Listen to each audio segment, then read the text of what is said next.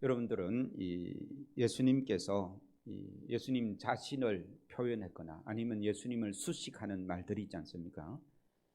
어떤 말들이 있습니까? 우리의 목자가 되신 예수님, 선하신 예수님, 좋으신 예수님, 길 되신 예수님.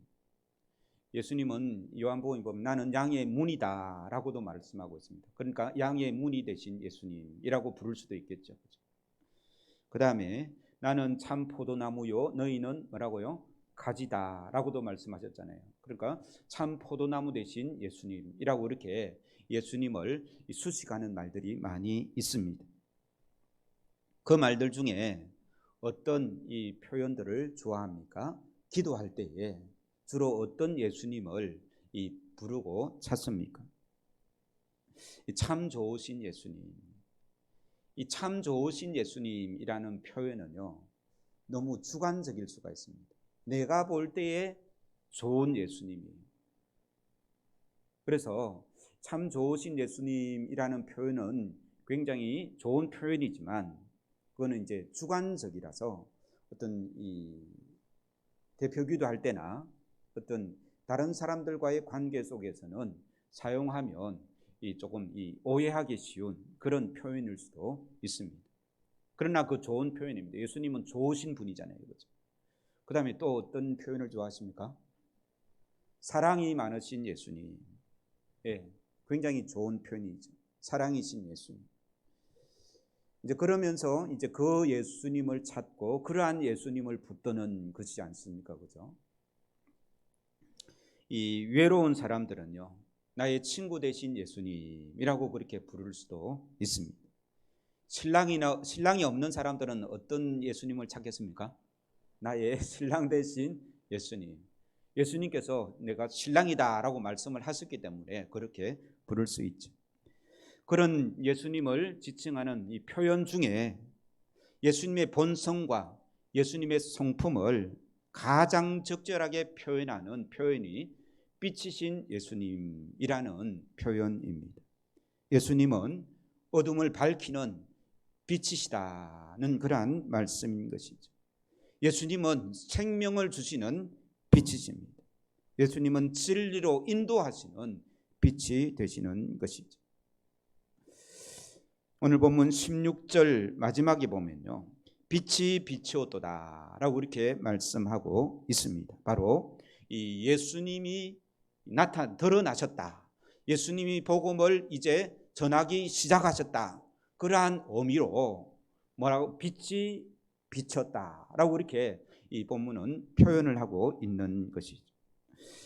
요한복음 1장 4절 같이 읽겠습니다. 시작. 그 안에 생명이 있었으니 이 생명은 사람들의 빛이라.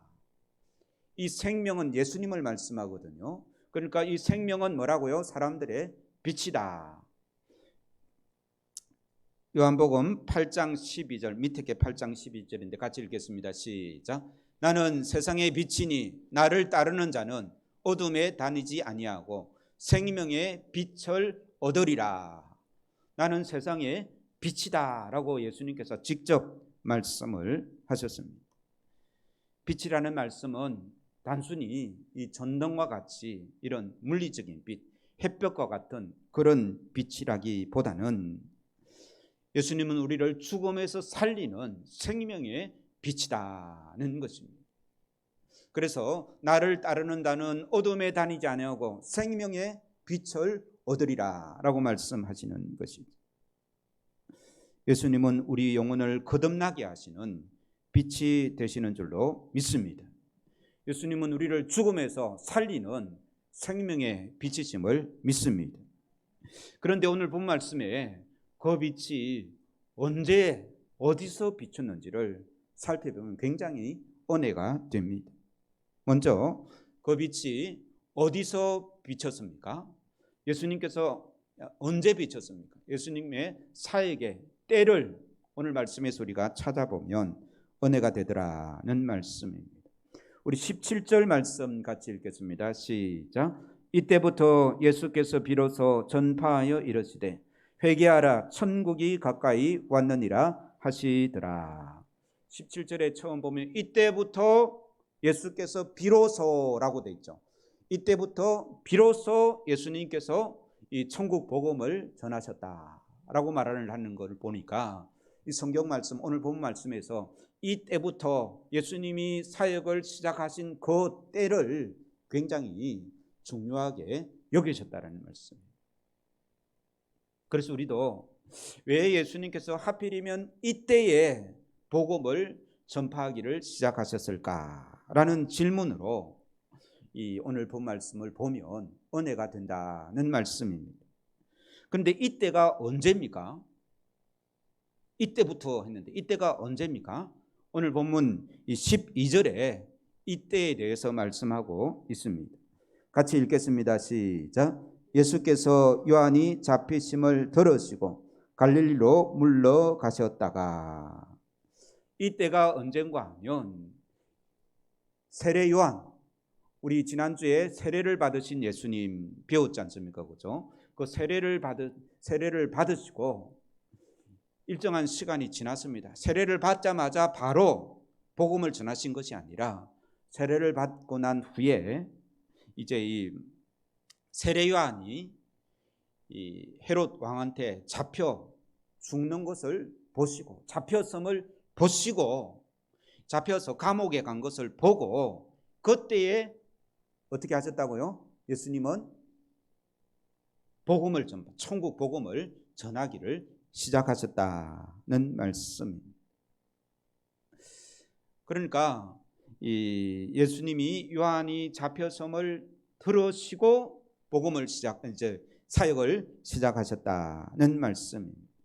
세례 요한이 어떤 사람입니까? 세례 요한이 요단강에서 세례를 베푸니까 수많은 사람들이 세례를 받으러 이 요단, 이 이스라엘 전체에서 나와왔던 것이죠. 예수님께서 세례 요한과 같이 사역을 했다면 훨씬 더 예수님의 그 복음 사역이 잘 됐을 거다라는 생각을 해보신 적이 있으십니까? 왜냐하면 이 세례 요한이 유명한 사람이기 때문에 이 예수님께서 세례 요한을 이제 거의 오른팔 정도로 생각하고, 왜냐하면 세례 요한이 예수님께 뭐라 했습니까? 나는 당신의 신발 끈 풀기도 감당치 못할 사람입니다 라고 했잖아요. 그죠? 그러니까 예수님께서 세례 요한과 같이 사역을 했으면 훨씬 더 많은 사람들이 모이고 훨씬 더 복음 사역에 유리했을 텐데 예수님은 그렇게 하지 않았습니다. 어떻게 하셨다고요? 세례 요한이 이제 헤롯 왕한테 사로잡힙니다. 사로잡히는 이유는 나중에 따로 나오기 때문에 깊게 설명할 시간이 없는데요. 이 그 왕이 잘못한 것을 막 야단을 쳤습니다. 그러니까 그 소리가 듣기 싫어서 헤롯 왕이 이제 이 세례 요한을 감옥에 잡아들이는 거죠. 예수님께서는 그때까지 기다리셨다가 그 때를 따라서 이제 비로소 천국 복음을 전하셨다는 것입니다. 세례 요한을 좀 더 오래 살려서 오른팔로 복음 사역에 같이 동력을 하면 얼마나 좋겠습니까? 그러나 하나님은 그렇게 일하지 않으셨다는 말씀입니다. 떠나야 할 자는 떠나고 자기 사역이 끝나면 이 손을 그 사역에서 손을 내려놓고 새로운 사람이 일하도록 하는 것이 하나님의 새로운 사역의 방법입니다. 모세가 떠나고 누가 이 모세의 자리에 대신해서 사역을 합니까? 여호수아가. 엘리야가 떠나니까 엘리사를 세워서 그 사역을 하게 하시는 것이죠. 그래서 저분 잘하는데 저분 계속해서 하면 어떨까라고 생각하기가 쉬운데요. 하나님의 방법은 새로운 사람을 세워서 일을 하신다라 말씀입니다. 예수님께서도 세례 요한의 사역이 끝날 때까지 기다리시는 거예요.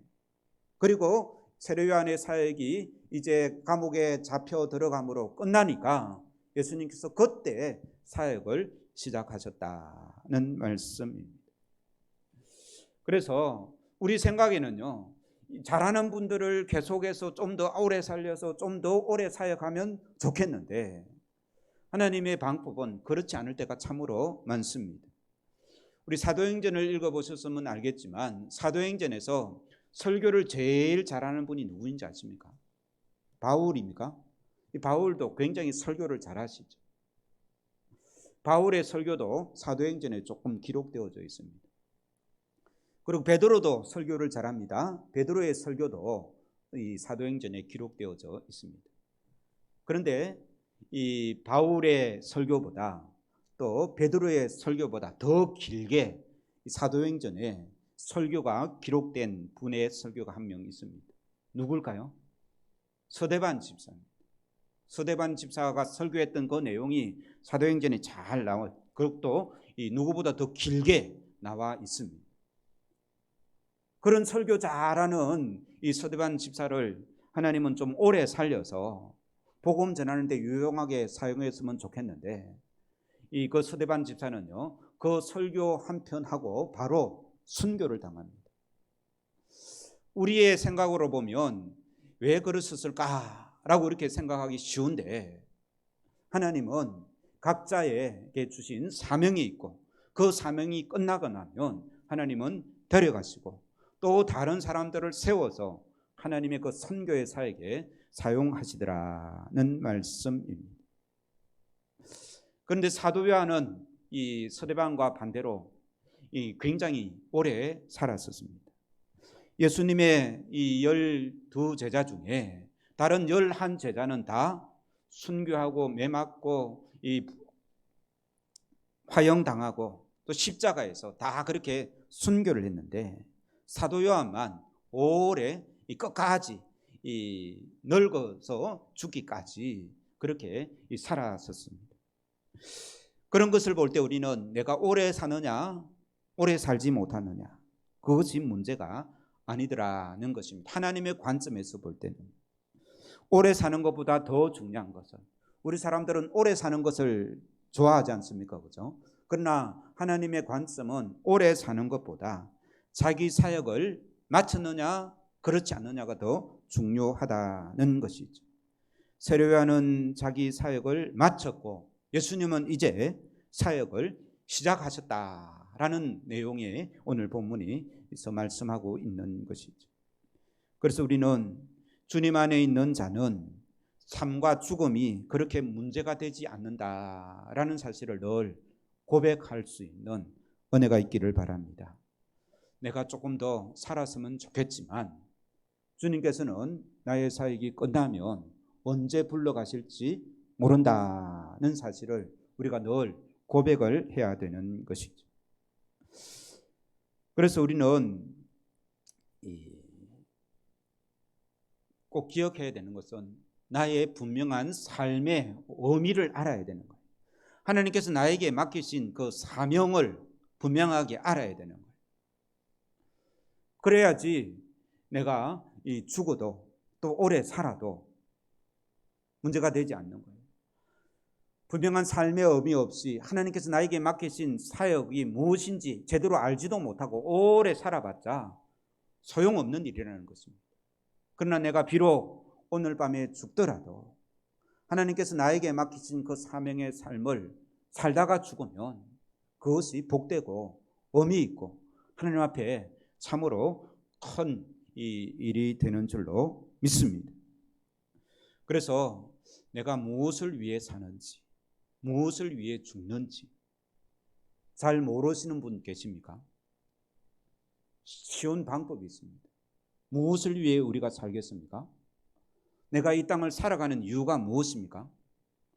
첫 번째는 내 주위에 있는 사람들을 사랑하기 위해서 내가 이 땅을 살아갑니다. 예수님께서 왜 이 땅에 오셨습니까? 우리를 사랑해서 우리를 살리시려고 이 땅에 오셨지 않습니까? 그렇죠?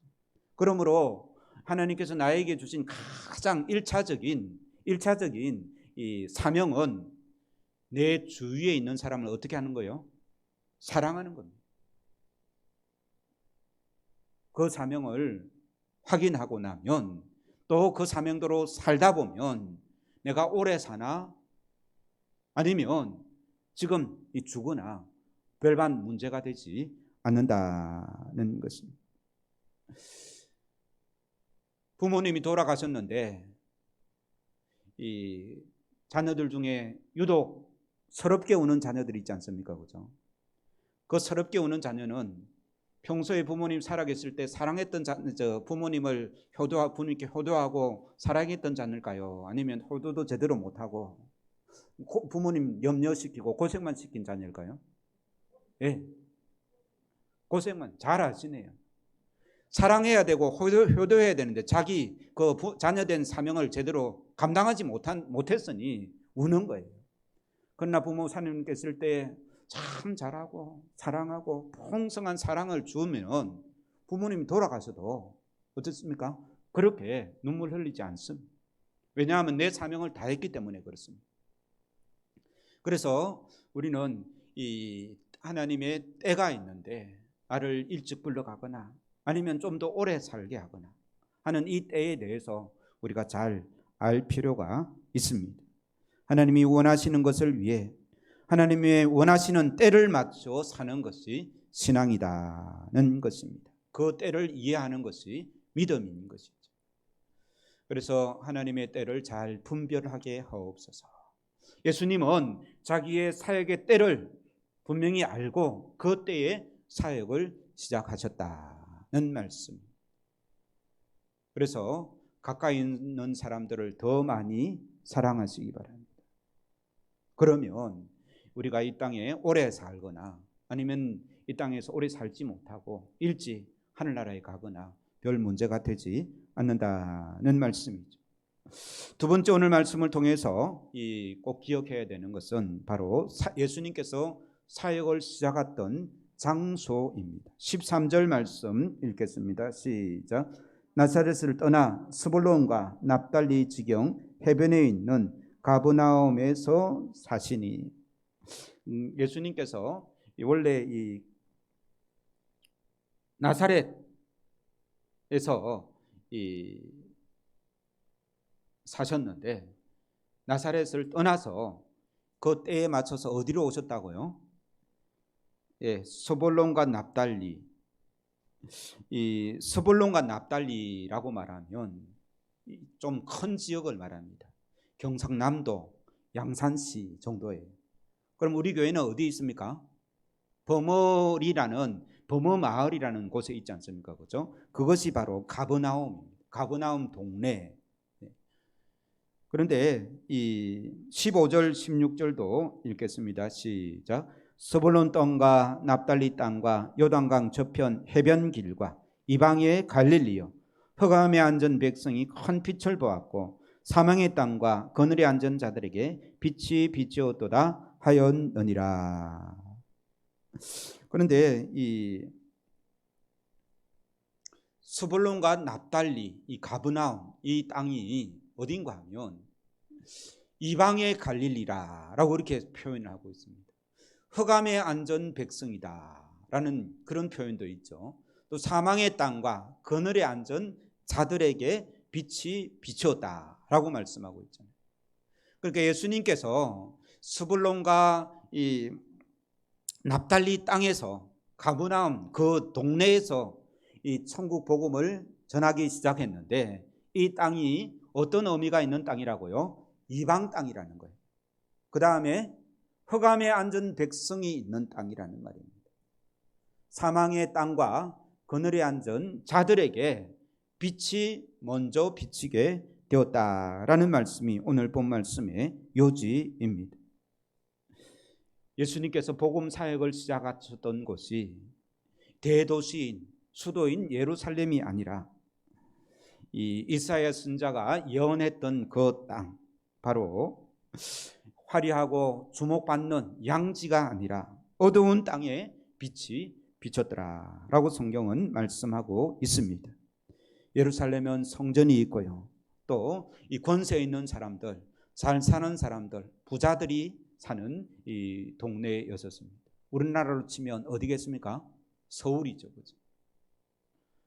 그러나 예수님께서는 복음을 전하기 시작했던 곳이 서울이나 이 잘 사는 사람, 유명한 사람, 힘 있는 사람들이 있는 곳이 아니라 이방 땅 가까운 곳, 어둠이 가득 차 있는 별로 소망이 없는 그 땅에서 복음을 전하셨다라고 이렇게 말씀하고 있습니다. 특히 이곳은요, 이 북쪽의 이 역사적으로 보면 아수르나 바벨론이 그 이스라엘 땅을 침략하여 올 때 제일 먼저 이방 이 군사들이 쳐들어왔던 땅입니다. 그리고 마지막까지 그 이방의 군사들이 몰려와서 전쟁을 하고 떠날 때는 어디로 떠나겠습니까? 또 그곳으로 떠나는 것이죠. 그래서 전쟁에서 가장 이 상처, 피해가 많은 곳이 바로 이 스불론 땅과 납달리 지경입니다. 이 시편 137편 9절에 보시면요, 이런 표현들이 있습니다. 굉장히 무서운 표현인데요. 어린 아이들을 바위에 메어치는 그런 표현이 나옵니다. 무슨 말인가 하면 이 아수르 군대나 바벨론 군대들이 예루살렘을 쳐들어오려고 점령하려고 이제 쳐들어오지 않습니까? 그죠? 그러면 스불론과 납달리 지경을 통해서 온다 했죠. 그리고 포로들을 잡아갈 때도요, 모든 각 지역에 있는 이 포로들을, 이스라엘 백성들을 이 스불론과 납달리 지역에 다 모집을 합니다. 다 끌고 오는 거예요. 끌고 와가지고 이제 포로로 이제 이 바벨론으로 이 아수르 나라로 끌고 가는데요. 끌고 가다가 어린아이가 칭얼거리고 울지 않습니까? 그죠? 자기 아이도 피곤하면 막 울면 진격질 나죠. 그죠? 그런데 포로로 끌고 가는 아이가 이제 철없이 울고 생떼를 부르면 그 군인들이, 이 바벨론 군인들이 또 그 시리아 군인들이 기분이 어떻겠습니까? 성질 나잖아요. 그죠? 그래서 다리를 들고 바위에 이 머리를 깨트렸던 그곳이 바로 이 스불론과 납달리 지경입니다. 굉장히 무서운 표현이죠. 그런 곳에서 예수님께서는 복음을 전하기 시작하셨다는 것입니다. 그래서 우리는 이 주님의 복음이 이방의 땅에서 이 스불론과 납달리 지경에서 시작하셨다는 것은 큰 은혜의 말씀이다는 것입니다. 스불론과 납달리, 이 가브나움, 이런 땅이 우리와 무슨 상관이 있느냐라고 이렇게 생각할 수 있겠지만, 우리가 살고 있는 이 나라도 이 변방이지 않습니까? 그죠? 이 동아시아의 어떤 반도로 이 최고의 끝자락이지 않습니까? 우리나라도 그 이 스불론과 이 납달리 지경처럼 참으로 많은 이 전란을 겪었습니다. 임진왜란, 병자호란, 또 일제 침략, 그리고 한국 전쟁까지. 우리 조상들은 늘 전쟁에 시달리고 삶은 고달팠었습니다. 이사야가 표현했던 스불론과 납달리 땅이라고 이렇게 표현했는데, 스불론과 납달리 땅만 구원을 받은 것이 아니라 이 땅의 모든 변방들, 소외된 곳들, 그러한 곳들도 이 어둠, 사망이 가득한 그곳에, 하나님의 구원이 필요한 그곳에 우리 주님께서 이 복음을 전하기 시작하셨다는 것입니다. 에베소서 2장 1절 말씀 같이 읽겠습니다. 시작. 그는 허물과 죄로 죽었던 너희를 살리셨도다. 우리 민족뿐만 아니라 나의 삶에도, 우리 모든 성도들의 삶에도 주님은 빛으로 찾아오셨습니다. 영원한 생명을 알지 못하고 육적인 것만 쫓아가던 우리들에게 주님 사랑의 빛으로 찾아오셔서 허물과 죄로 죽은 존재가 되었던 나에게 빛 대신 주님께서 찾아오셔서 하나님의 백성이 되는 그러한 은혜를 허락하셨다는 것입니다. 우리 지난주 임직자들 훈련받으면서 많이 자기가 어떻게 예수님을 만난지를 나누었는데요. 이 자녀들을 통해서 예수님, 빛 대신 예수님을 만난 분들도 있고, 또 운전하다가 극동방송 들으면서 빛 대신 예수님을 만난 분도 있고, 또 부모님을 통해서 태어날 때부터 주님을 만난 그런 성도들도 있고, 여러 가지 각자 개인마다 빛 대신 하나님을 만난 경우들은 다 다르겠지만, 우리 모두가 빛 대신 예수님을 만나서 천국으로, 이 영광의 빛으로 가득한 그 천국으로 나아가는 길에 섰다라는 사실, 이 사실은 예수님께서 이방의 땅에서 복음을 전하셨다라는 의미와 별반 다를 것이 없더라는 말씀입니다. 고린도후서 4장 6절 같이 읽겠습니다. 시작. 어두운 데서 빛이 비치라 말씀하셨던 그 하나님께서 예수 그리스도의 얼굴에 있는 하나님의 영광을 아는 빛을 우리 마음에 비추셨느니라. 우리 마음에 하나님의 그 영광의 그 빛이 비추었다라는 말씀인 것이죠. 성경에서 말하는 이 빛은, 큰 빛은 바로 예수님을 의미하는 거고, 우리에게 생명을 주신 그 생명의 빛이, 성경에 보면 이러한 이 빛, 하나님의 그 영광의 빛, 예수님의 그 영광의 빛을 직접 눈으로 보았던 사람들의 이야기가 나오기도 합니다. 첫 번째가 바로 모세인데요. 모세는 이 시내산에서 하나님의 말씀을 받고 금식한 후에 돌판 2개를 가지고, 10계명을 가지고 말입니다, 이제 백성들이 있는 산 아래로 내려옵니다. 그때 이 모세의 얼굴에 광채가 환히 빛난 거예요. 그래서 사람들이 그 모세의 얼굴, 빛나는 이 하나님의 그 빛을 받은 모세의 얼굴이 너무 환하게 빛이 나서 사람들이 모세의 얼굴을 보기를 무서워했습니다. 그래서 이 모세가 수건으로 얼굴을 가리웠죠. 우리 옆에 사람 얼굴 한번 보시기 바랍니다. 모세처럼 좀 환하게 빛이 납니까?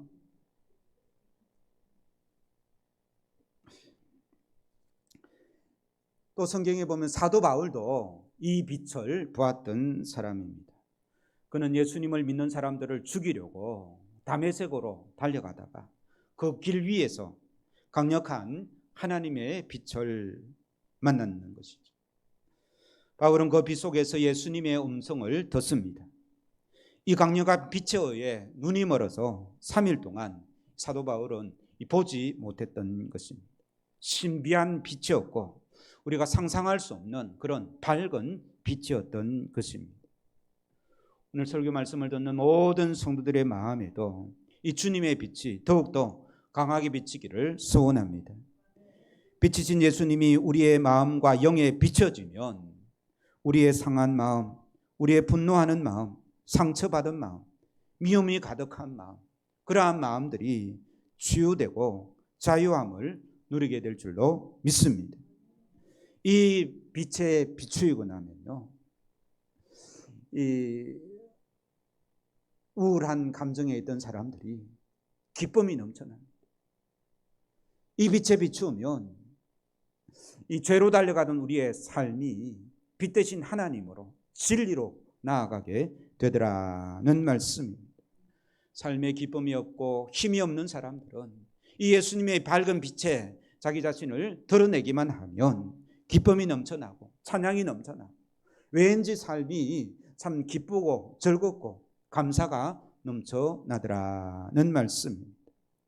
아직도 참 이 분한 마음이 떠나지 않고 어렸을 때부터 받았던 그 상처들을 해결하지 못하고 우울한 감정이 있는 성도들은 예수님의 그 밝은 비춤을 받는 복된 은혜가 있기를 주의 이름으로 축원합니다. 그런데요, 오늘 설교를 이 빛 대신 예수님을 만나십시오라고 설교를 끝맺으면 오해가 생깁니다. 그러면 나도 이 모세처럼 이 신비한 체험을 해야 되나? 또 사도 바울처럼 이 예수님의 그 밝은 빛을 내 눈으로 직접 봐야 되나? 그런 오해를 할 때가 있습니다. 물론 하나님께서 각 성도들을 만나주시는 방법은 다 다릅니다만은 그렇게 신비한 체험을 할 수도 있습니다. 그러나 그런 신비한 체험을 하는 사람들은 극소수고 또 우리 일생에 한 번, 두 번, 겨우 한 번, 두 번 있을 수 있는 그런 체험입니다. 그런데요, 우리가 그러한 신비한 체험을 중요하게 생각하는 것이 아니라 빛 대신 예수님께로 나아가는, 또 빛 대신 예수님을 만난 자는 그 마음의 상태가 어떻는가 하면 이 내가 죄인임을 먼저 알게 되는 그런 은혜가 있는 것이죠. 그러니까 빛 대신 예수님을 만난 사람들의 특징은 내가 죄인이고 주님은 너무 밝아서 내가 감히 예수님 앞으로 나아갈 수 없는 존재임을 깨닫는 자가 빛 대신 예수님 앞에 내 자신을 이 비추임을 받는 그러한 이 특성이 있더라는 말씀입니다. 요한복음 3장 20절 같이 읽겠습니다. 시작. 악을 행하는 자마다 빛을 미워하여 빛으로 오지 아니하나니 이는 그 행위가 드러날까 함이요 진리를 따르는 자는 빛으로 오나니 이는 그 행위가 하나님 안에서 행한 것임을 나타내려 함이라 하시니라. 그러니까 진리를 따르는 자는 빛으로 오나니라고 말씀하고 있지 않습니까? 그럼 빛 대신 예수님을 만나십시오라는 말씀은 어떤 의미가 있습니까? 진리를 따라 나아갑시다 라는 말씀이죠. 이 진리는 어떤 진리입니까? 나는 죽을 수밖에 없는 죄인이고 예수님은 우리를 구원하시는 이 하나님의 아들이고 하나님의 이 능력을 가지고 우리에게 구원을 주시는 분이시다 라는 것이 진리입니다. 물론 이 땅에 진리가 많죠. 그러나 성경에서 말하는 진리는 예수 그리스도의 복음이지 않습니까? 그죠? 예수 그리스도의 복음은 무엇입니까? 나는 죄인이고 예수님은 나의 죄를 대신해서 십자가에 죽으셨습니다. 내가 죄인입니다 하고 그 예수님께 나아가는 자, 빛 대신 주님께 나아가는 자가 진리를 따르는 자라는 말씀입니다. 그러므로 우리는 빛 대신 예수님 앞에 우리 자신들을 나는 죄인입니다. 나는 죽을 수밖에 없는 죄인입니다. 나는 어둠으로 가득 차 있습니다. 주님의 밝음이 필요합니다 라고 고백하며 나아가는 자가 주님의 빛을 받을 수 있는 가장 기본적인 자세고 그렇게 나아가는 성도들에게 주님께서는 밝은 빛을 비춰주시는 줄로 믿습니다. 그래서 예배를 드릴 때에 말씀을 읽을 때에 기도와 말씀에 대한 순종이 있을 때에 이런 빛 대신 주님을 만날 수 있다라는 말씀이죠. 사랑하는 성도 여러분, 햇볕을 받으면 생물들이 살아납니다. 이 꽃 예쁘죠, 그죠? 근데 이 꽃은 1년 내내 이 상태입니다. 왜 그런지 아십니까? 좋아하니까 그래요. 그런데 이 생활을 여기 놔놓으면요, 한 2주 정도 지나면 죽습니다. 왜 죽습니까? 빛이 없어서 그렇습니다. 그래서 이 생활을 살리려고 우리 배집사님은 예배 시간만 갖다 놨다가 예배 끝나고 나면 또 이 빛 있는 대로 들고 갑니다. 이 난도 2개가 생겼는데요. 이 난도 살리려고 하면 어떻게 하겠습니까? 예배 끝나면 이 햇빛 있는 대로 가져가야 되는 거예요. 이 자리 놔놨다가는 죽습니다. 왜 그렇습니까? 빛을 보지 못하기 때문에 그렇습니다. 햇볕을 받으면 생물이 살아납니다. 햇볕을 받으면 나쁜 균이 사라집니다. 햇볕이 비치면 따뜻하다라는 말씀. 만물은 햇볕을 받아야 찬란한 아름다움을 드러내게 됩니다. 마찬가지로 우리도 예수님의 그 밝은 빛을 비추어야 하나님이 내 안에 있는 그 아름다움이 드러나게 되는 것이죠. 이 빛이 없으면 근심과 걱정과 불안과 좌절과 염려와 원망과 불평과 우울증과 불면증에 시달릴 수밖에 없더라는 말씀. 빛에 진 예수님의 말씀을 붙들면요, 염려할 것이 없기 때문에 잠도 평안하게 잘 자는 줄로 믿습니다. 밤에 잠 못 자시는 분도 있지 않습니까? 그죠? 그런 분들은 2가지 경우입니다. 하나는 이 생체 리듬이 안 맞아서 잠을 못 주무시는 분이 있고, 또 한 분은요, 어떤 분입니까? 염려와 근심과 걱정에 빠져 있기 때문에 못 주무십니다. 생체 리듬을 맞지 않는 분들은 자기의 이 잠자는 패턴들을 잘 이 관리를 해야 됩니다. 그래야 잠을 잘 잘 수 있습니다. 2번째로요, 염려와 걱정과 많은 이 생각 속에 쌓여 있는 사람들은 빛 대신 예수님을 만나서 모든 것을 주님께 맡기고 염려와 근심과 불안들은 다 주님께 맡기고 그렇게 되고 나면 우리 마음에 따뜻함과 평안함과 자유함을 주셔서 잠도 잘 잘 줄로 믿습니다. 그래서 빛 대신 예수님을 만나는 복된 성도들 되기를 주의 이름으로 축원합니다. 모든 성도들이 예수님께 진리로 나아가게 되면 주님께로 나아가는 자마다 주님은 거절하지 않고 그 주님의 밝은 빛으로 우리를 맞아주시는데, 그렇게 할 때에 나의 이 상처들, 나의 모든 마음의 문제들, 그런 것들이 사라지는 줄로 믿습니다. 부모종학교의 모든 성도들은 예수님의 빛을 받아 마음과 영혼의 자유함과 따뜻함과 참된 커진 은총을 누림으로 하나님이 원래 나에게 주신 그 아름다움을 드러내며 살아가는 복된 성도들 되기를 주의 이름으로 축원합니다. 기도하시겠습니다. 빛이 있으라 말씀하신 하나님 아버지, 우리의 심령에 주님의 밝은 빛을 비춰 주시옵소서. 우리는 죄인이고 죽을 수밖에 없고 오직 주님만 우리의 구원의 빛이 되심을 믿고 나아가는 자들을 주님 다 받아주실 줄로 믿습니다. 그리하여서 원망의 마음, 어두운 마음, 우울한 마음이 사라지고 근심과 걱정, 불안과 염려가, 우울증과 불면증이 사라지게 주님 인도하여 주시옵소서. 빛 되신 주님께 온전히 나아가 어릴 때 받았던 그 모든 상처도 사라지는 놀라운 은혜가 있게 하여 주시옵소서. 빛 되신 주님의 그 밝은 빛을 받아서 우리도 어두운 세상의 빛으로 드러나는 복된 주님의 일꾼들 되게 해 주옵소서. 생명의 빛 되신 예수님의 이름으로 기도하옵나이다. 아멘.